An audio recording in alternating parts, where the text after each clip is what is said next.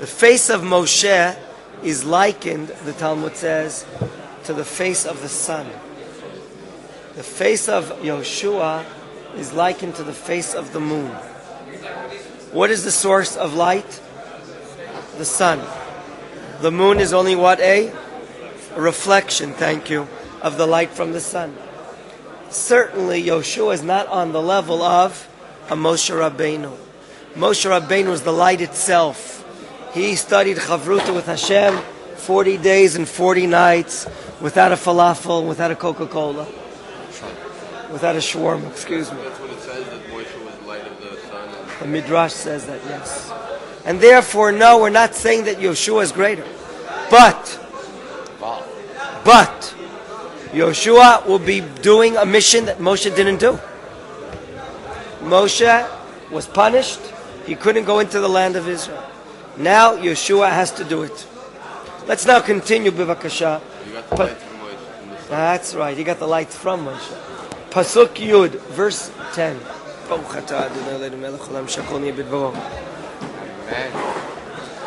Wow. My first cup of water today. I forgot to. No, I had an apple. I went swimming. Had an apple right afterwards. You swim at the blind center here? I don't swim not at the mikveh and not at the blind center. I swim at the swimming pool where I live next to Beit El. At the blind center is a quarter to 6 chavruta, 6:20 minyan, 7:05 chavruta, 7:30 in the pool, 8:05 in the shower, 8:30 on the road to Yerushalayim. It's true. I wish I went swimming a few times. Okay, we're not asking for stories now. We're going back to the Tanakh. Pasuk Yud. Vayetzav Yehoshua et shotrei ha'am lemor. Yehoshua commands the shotrim, talking about the first Israeli police. Shotrim? Ivru b'kerev ha'machana. He commands them, go pass through, amidst. By the way, I must say, this is happening, Chazal say, after the 30 days of mourning ended. Moshe passed away on which day? No, it's Adar. It's the 7th of Adar. 7th of Adar. If 30 days pass, I wasn't there. I was told. So we're now on the 7th of Adar, 7th of Nisan. Thank you. The 7th of Nisan. Ivru b'kerev ha'machana v'tzavu et ha'am lemor. Command the people to say to them, Hachinu lachem tzeda. Start preparing your supplies. Ki be'od shloshet yamim. In another 3 days, atem ovrim et hayardein hazeh. He's pointing to it. They're on the other side of the Jordan, in the low area underneath the mountains of Moab that we saw yesterday. And he's atem ovrim et hayardein hazeh. And the water's in front of him. You're gonna cross this Jordan. Lavo la reshet ta'aretz, to do a mitzvah, to come pasuk yud, to come and conquer the land, to drive out the enemies. Which land? Asher Hashem Elokeichem notein lachem l'rishta. God is giving it to you right now. Notein, in which tense? Present tense. He's giving it to you right now. Gentlemen, the obvious question that many ask here is, why what? Why what? I was to know. Why? No, that we know why it's not. That's not a question. What's the obvious question here?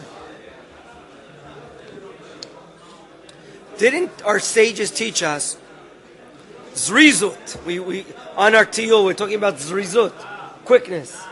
Alacrity. And here Moshe is telling them, when are we going to do it? Not today, not tomorrow. 3 days. 3 days? Tell me, how much luggage do the Jewish people have to pack? And they have a lot of Samsonite carrying cases. What?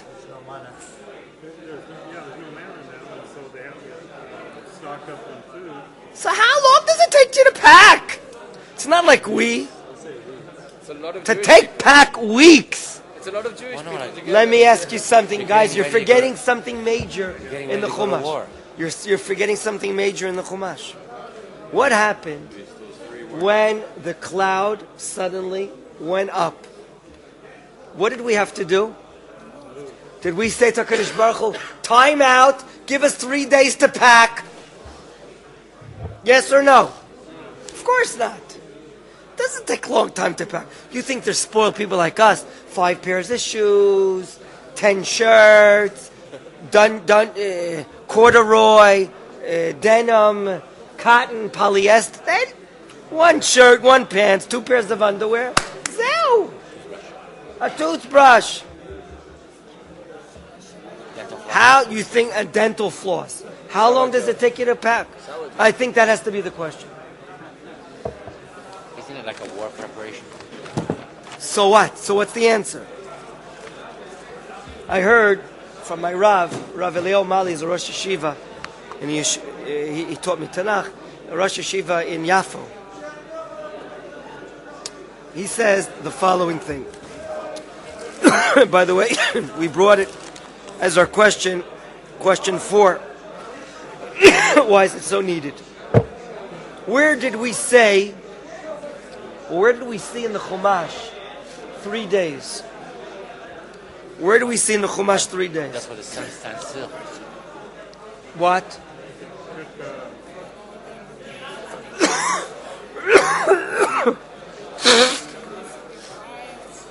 Very nice. At Mount Sinai, at Har Sinai, the Jewish people were limited. Shloshet Yemei Hagbala, the 3 days of being limited, putting a boundary around the mountain, not going up, separating oneself from his wife, laundering his clothing, getting himself ready. Why 3 days? Now let me hear the answer now.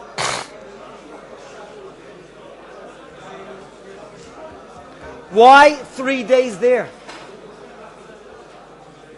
What's coming into your mind? What? Preparation. What kind of preparation? Spiritual preparation. You're getting ready for the greatest phenomena, to be giving the Torah. God's going to give the Torah. You don't just, you fall out of bed and you get the Torah. It requires preparation. Whatever is more holy requires mental, emotional, psychological, physical preparation. Here, receiving the gift of Eretz Yisrael, it too, just don't go on a plane and just show up. Thinking about it, getting yourself ready, spiritually, emotionally, with wisdom and readiness to get ready for Eretz Yisrael. Gentlemen, the nation has been waiting how long for this? 40 years. Ever since we went out of Mitzrayim. Exactly 40 years ago. Almost to the day. When God told us in Mitzrayim, with the 4 languages of the Geula, if you remember, corresponding to that, Chazal enacted the 4 cups of wine. Remember? Good idea. He told us, why am I taking you out? I'm going to bring you to the land. It says that in the book of Shemot in the beginning. In other words, the reception of the Torah, the leaving of Mitzrayim, for the reception of the Torah was to be brought to go into the land of Israel. All the mitzvot are related to the land of Israel, of course. It's not just one mitzvah. All of the Torah was given so that it can be, all the mitzvot can be fulfilled. Fulfilling a mitzvah in downtown Montreal is not the same thing fulfilling a mitzvah in the land of Israel. The Sifri, the Midrash says it explicitly. All of the Torah was to be given in Eretz Yisrael. The only reason why Yaakov Avinu could marry 2 sisters, Ramban Nachmanides says, because he was in Chutz La'aretz. It was in Chutz La'aretz. It wasn't applicable, so to speak. So here we see a great parallel between Matan Torah and Eretz Yisrael. Yes. Is there also a natural preparation also? What is a natural preparation? Well, he sent 2 spies in who were there 3 days before they returned. So Erev, Yes, that can be part of the matter. Yes, that can be Land part has of the it. same holiness as the Torah. It's the same equivalent It's- holiness. It's something metaphysical. Yeah. Pasuk Yud Bet, verse 12. Let's go on. V'la Ruveni v'la Gadi v'la Chatzi Shevet HaManasheh. He now addresses these 2.5 tribes. Amar Yehoshua Lemor. Zochor et hadavar shetziva etchem Moshe Eved Adonai Lemor. Adonai Elohechem miniach lachem v'natan lachem et haaretz hazot. Remember? Do you remember the agreement? The agreement made between 2.5 tribes and Moshe Rabbeinu. These tribes, at the end of the book of Bamidbar, they asked to receive a portion on the east side. And it had looked to Moshe in his eyes as if they were backing out. They don't want to be part of Klal Yisrael crossing the Jordan and conquering the land. Okay, you want it? If you want to get a part on the west side, on the east side, what must you do? You have to be the Golani. You have to fight first and then you go back. Not only do you have to be fighting first, but you have to be the first to fight. You have to be the chalutzim, the pioneers, to cross. Now we're getting ready to cross. He speaks to them. Pasuk Yudalet, verse 14. Nishechem tapchem umiknechem. Your wives, your children, your sheep. Yeshvu ba'aretz asher natan lehem Moshe be'ever Yarden. They'll be able to stay on the east side. Ve'atem, but you, tavru chamushim lifnei achechem. You're going to go armed in front of your brothers. You're going to be the first unit. Chalutzim. You're going to be the first ones. Kol giborei achayil vazartem otam. Well, we're learning that God, especially, his unique character trait, as he's blessed by Yaakov, is to be a unit in the army. God, Gedud Yigudenu. Gedud is like a battalion or a little less than a division. A platoon, I don't know what it's called in English exactly. They have strong military might and courage. Now, he's reminding them the condition. Pasuk Tedvar, verse 15. Ad, when will you have to be here on the west side? Separated from your wives and children and animals? Ad asher yaniach Adonai lachechem kachem. V'yarshu gamema et haaretz asher Adonai lachem noten lehem. V'shaftem le'eretz Yerushatchem. V'yirishtem ota asher natan lachem Moshe eved Adonai. Be'ever Yarden mizrach hashamash. When will they have to remain there, gentlemen? Until the land is conquered. There's peace in the land. There's no threat from the Canaanites. Once that happens, then retroactively, your lands on the east side will be considered an inheritance to you. Okay? And then you'll go back to your wives and families. How long will it take to conquer the land?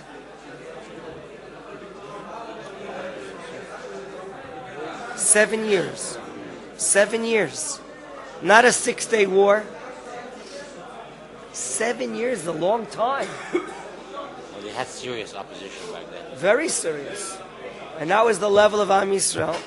7 years to go in. Now, look at the response. Pasuk Tetzayin. Vayanu et Yehoshua lemor kol asher tzivitanu naseh v'et kol asher tishlachenu nelech. Whatever you tell us and command us, we'll do. We'll go anywhere. Here you see one of the stipulations for a leader to be a leader is for the nation to accept him. Here you see an example. Reuven, Gad, and half of Menachem are accepting Yehoshua as the leadership. Without accepting them as the leadership, there's no leadership. It's a dictatorship, like you have today in Syria. They think they put into prison, maybe 60,000 of their own people are in prison today under the dictatorship of Syria.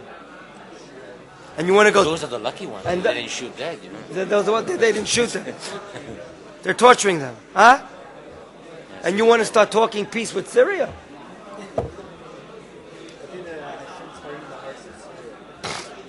Could be.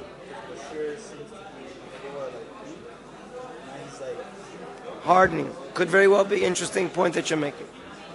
Like here, the 2.5 tribes accept Yehoshua's words. Last 2 psukim. Kechol asher shamanu el Moshe, kei nishma elecha. Rak yadunai Elohecha imach, kasher haya im Moshe. They give him a bracha. The bracha is, just like God was with Moshe, may God be with you. Psh. Kol ish asher yamre et picha. But any person that, what does he do?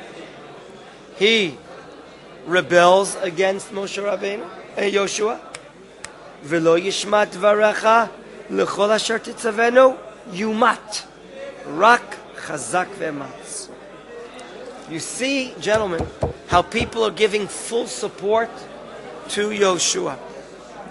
So it's not enough that Hashem is appointing Yehoshua as the leader. It requires also what? The nation to accept him upon themselves. And they say anyone that doesn't accept what Yehoshua says, he's going to die. Yumat. You'll die. Gentlemen, one more question I want to deal with in this chapter. We're about to make a transition. Leave the 40 years of wandering and go into Eretz Yisrael. Question number 5. What does it mean for Israel to make the transition from the Midbar to the land of Israel, spiritually and also materially? I want to deal with this, please, right now. I saw an idea by Rabbi Ariel, one of the great rabbis in the Golan. He put out a sefer on a Sefer Yehoshua. In the desert, we were living totally supernaturally, based upon miracles. Based upon miracles. Hashem does not intend to continue this type of divine supervision. Hashem plans to change this glorious divine supervision to a world in the land of Israel where things will be managed through schwitzing, sweating. A world through nature. Hard work. Hard work. You don't forget your faith in God because you have to work hard. So therefore, on a certain point of view, leaving the desert and going into the land of Israel, perhaps it's a sort of decline. Perhaps, spiritually, it's a sort of decline. Because we're leaving this supernatural type of watching over us. And going now, God will give us, not automatically man. He's not going to give us automatically water. We're going to have to work for it. We're going to have to work for it. In other words, Chazal see here, and there's a famous midrash. I don't know if I brought it for you. Oh.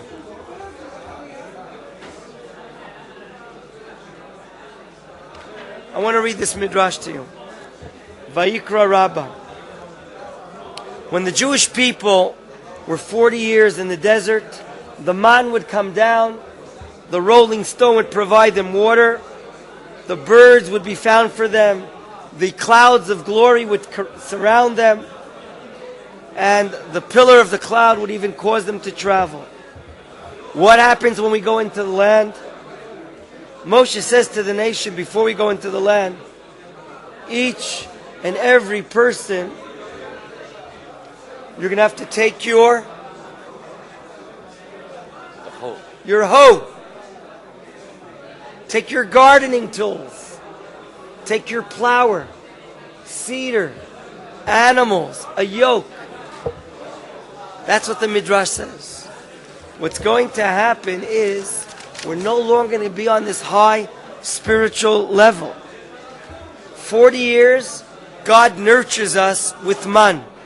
When does the man stop coming down? On the day that Moshe passes away. On the day Moshe passes away, on the 7th of Adar, the man no longer comes down.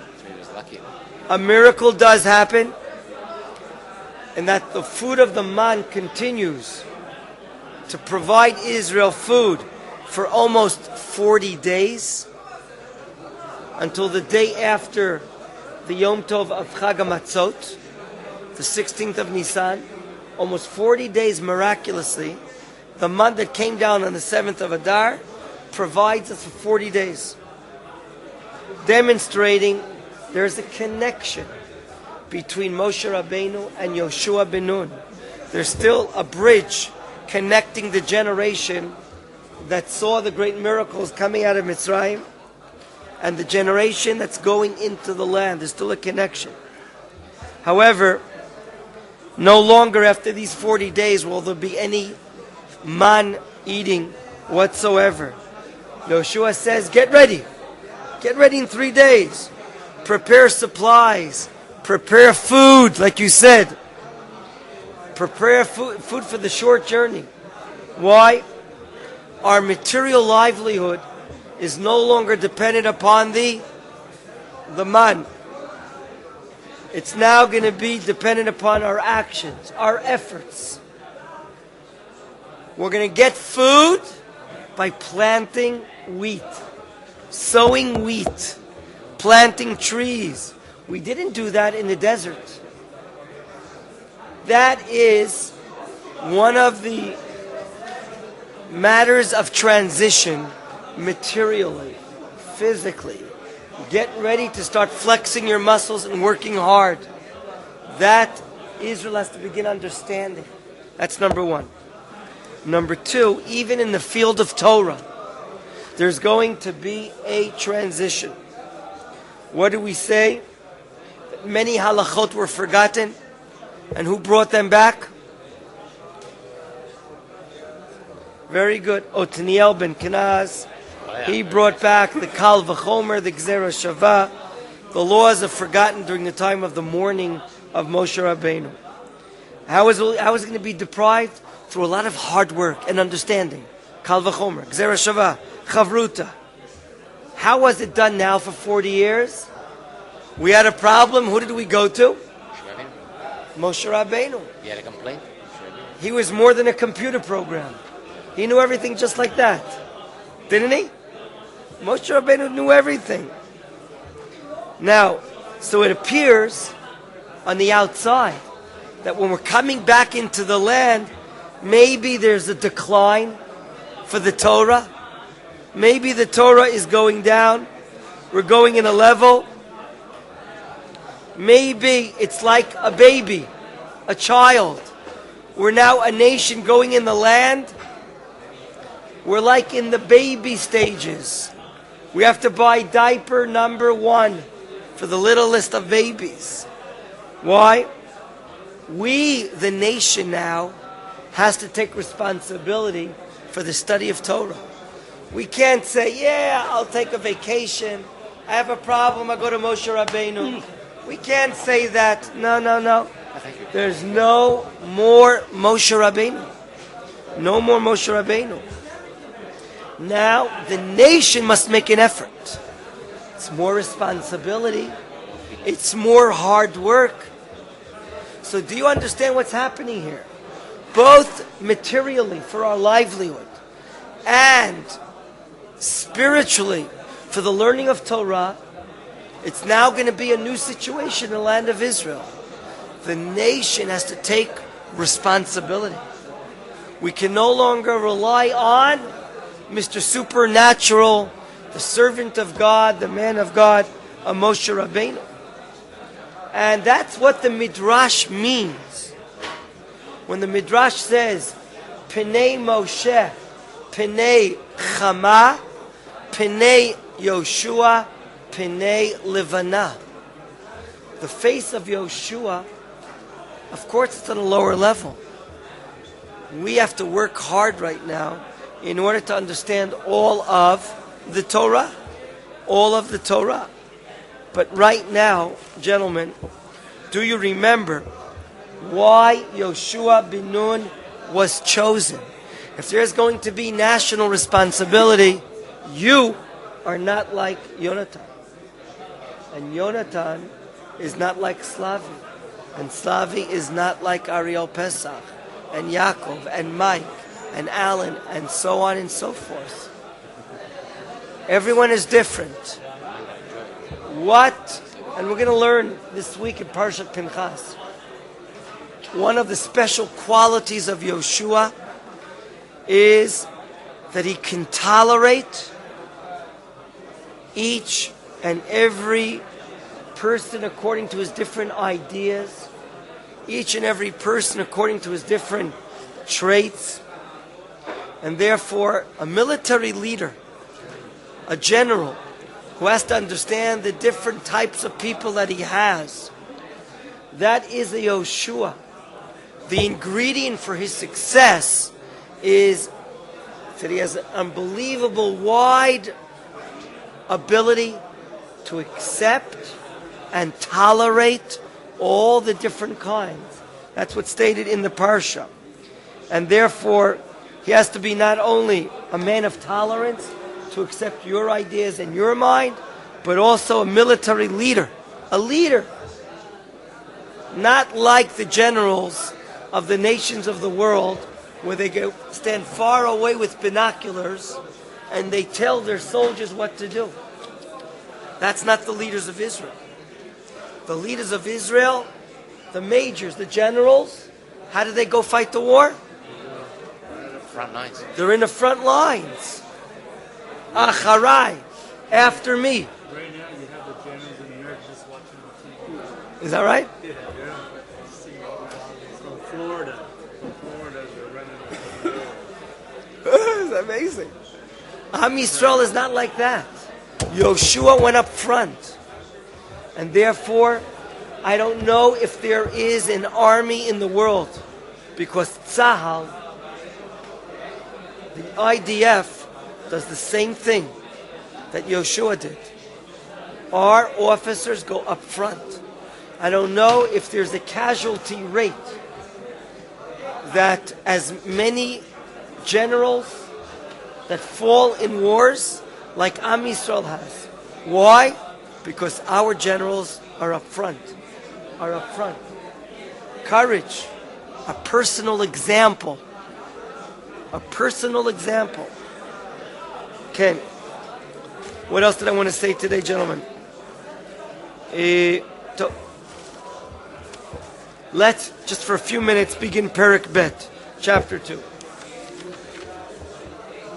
Vayishlach Yehoshua bin Nun min hashitim, shnayim anashim miraglim, cheresh leimor, lechu reu et haaretz, vet Yericho, vayelchu, vayavo beit isha zona, ushma rachav, vayishkevu shama. Where are they being sent? From where are they being sent? Shittim. To where are they being sent? Why is it important to mention they're being sent from Shittim? Did we ever hear of the place called Shittim? Where do we hear about it?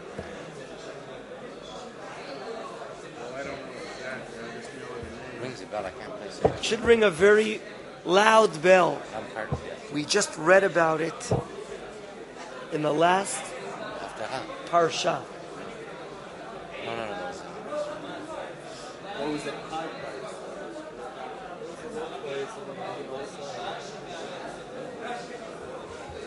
Yeah, we did.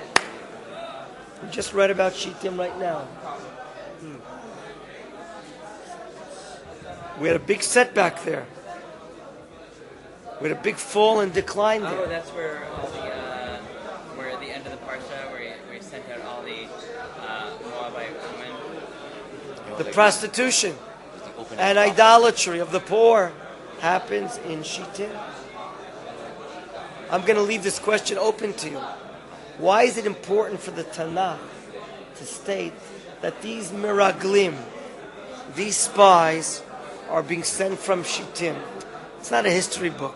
What's important for me to know sent from Shittim? Think about it, and we'll start our shiur next time from it.